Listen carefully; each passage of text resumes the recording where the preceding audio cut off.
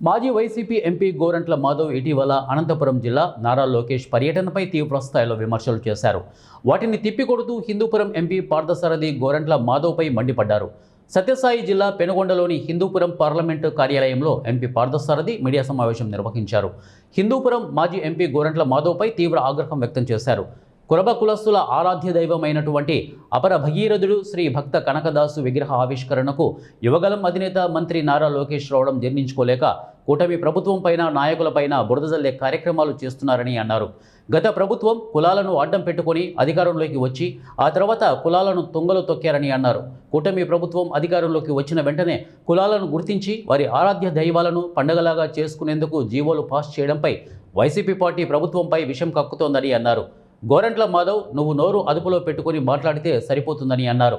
భవిష్యత్తులో ఇలాంటి మాటలు మాట్లాడితే ప్రజలే నీకు బుద్ధి చెప్పే పరిస్థితి కూడా వస్తుందని హెచ్చరించారు. కులానికే అవమానమయ్యే విధంగా నువ్వు మాట్లాడుతూ ఉండడం విడ్డూరంగా ఉంది అన్నారు. మా కులపోడై ఉండి నువ్వు ఇలా మాట్లాడడం ఎంతవరకు సమంజసమని అన్నారు. కురబ కులస్తులకు కూటమి ప్రభుత్వం అనేక హామీలు ఇస్తుంటే దాన్ని మీరు స్వాగతించాల్సింది పోయి మీరు వ్యతిరేకిస్తున్నారు.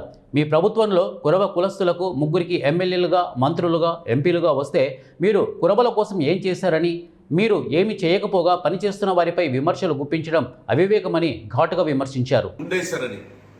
మీరు ఆత్మ పరిశీలన చేసుకోవాలా. కులాన్ని గుర్తించి 3 టికెట్లు ఇచ్చారు.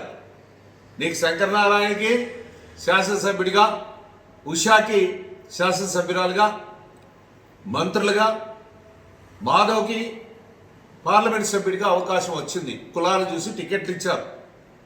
నేను ఒకటే ప్రశ్నిస్తా ఉన్నా, దాదాపుగా 2019 నుండి 24 వరకు మీరు 3 అధికారంలో ఉన్నారు. ఆ అధికారంలో ఉన్నటువంటి సందర్భంలో మీరు ఏ కార్యక్రమాలు చేశారో కురబ కులానికి చెప్పాల్సినటువంటి అవసరం, ఆవశ్యకత ఉంది. మాటలు చెప్పేది కులాన్ని అడ్డం పెట్టుకొని ఏదో చేస్తామని ఏమి చేయగలిగినటువంటి పనికిమాలినటువంటి వ్యక్తులుగా చరిత్రహీనులు అయిపోయారు. ఇప్పుడేదో తర్వాత కులం గురించి మాట్లాడుతూ ఉన్నారు. ఇది కడు శోచనీయం. మాధవ్ సరిగా మాట్లాడేది నేర్చుకో. ఒక పార్లమెంట్ సభ్యుడు అంటే ఒక గౌరవంగా మాట్లాడారు. విలువలతో కూడినటువంటి వ్యక్తిగా మిగిలాలి తప్ప నువ్వు ఏదో ఆవాకులు చివాకులు మాట్లాడేసి ఏదో మీ నాయకుడు దృష్టిలో పడాలనేటువంటి ఉద్దేశంతో మాట్లాడుతూ ఉన్నావు. ముఖ్యంగా మా కులానికే ఒక చెడ్డ పేరు తెచ్చినటువంటి వ్యక్తిగా మిగిలావు. అందరికీ చూపించావు. అది నిజంగానే మా కులానికి చాలా సిగ్గుచేటు అనేటువంటి విషయంగా మేము భావిస్తా ఉన్నాం. భవిష్యత్తులో కూడా నిన్ను క్షమించరని ఈ సందర్భంగా నేను తెలియజేస్తా ఉన్నా. ముఖ్యంగా మాట్లాడుతూ ఉన్నాం. సిగ్గు చూడు ఉండాల, రోషం ఉండాల్సినటువంటి అవసరం ఉంది. ఆ రోజు 2019 నుండి 24 వరకు మీరు అధికారంలో ఉంటే బుక్కరాయ సముద్రానికి చెందినటువంటి వెంకటాపురం గ్రామంలో అక్కడ ఉన్నటువంటి దాదాపుగా నాగరాజు, ఎవరు మక్కింటి నాగరాజు అనేటువంటి నాగరాజు ఇల్లు కడితే, మా కురబ కులానికి చెందినటువంటి యొక్క ఇల్లు కడితే, ఆ ఇల్లు నిర్మిస్తే దానికి అక్కడ ఉన్నటువంటి కొంతమంది రెడ్లు దానికి అడ్డంగా కట్టితే, గోడ ప్రహరీగాడు కొడితే ఆ రోజు తీయించలేనటువంటి పనికిమాలినటువంటి వ్యక్తులుగా మిగిలిపోయారు చరిత్రలో. అదే నేను చెప్పా, 2024 తర్వాత అధికారంలోకి వస్తే ఆ గోడ పగలగొట్టిస్తా, మీకు న్యాయం చేస్తానని చెప్పా.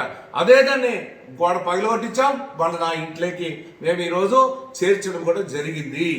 బుద్ధిగా ఉండాలా, బుద్ధి తెచ్చుకోవాలా. అదేవిధంగా కురబ కులానికి సంబంధించినటువంటి కళ్యాణ మంటపాలు, ముఖ్యంగా అనంతపురం కళ్యాణ మంటపం, ఆ కళ్యాణ మంటపంలో ఆ రోజు ఇదే మాధవ్ పార్లమెంట్ సభ్యుడిగా అక్కడికి వచ్చాడు. అదేవిధంగా శంకరనారాయణ వచ్చాడు. మేము 3 కోట్లతో కళ్యాణ మంటపం కడతామని ఆ రోజు ఫౌండేషన్ వేశారు. నేను కూడా ఆ గడాన్ని పట్టుకుంటే నేను కూడా మలినమైపోతానేమో. మీరు చేస్తారో లేదో నాకు తెలియదు, నాకు నమ్మకం లేదంటే ఖచ్చితంగా చేస్తాం. 3 కోట్లు పెడతాం ప్రగల్భాలు పలికేసి. ఆ 3 కోట్లు కాదు కదా, 3 పైసలు కూడా కట్టలేనటువంటి చేయలేనటువంటి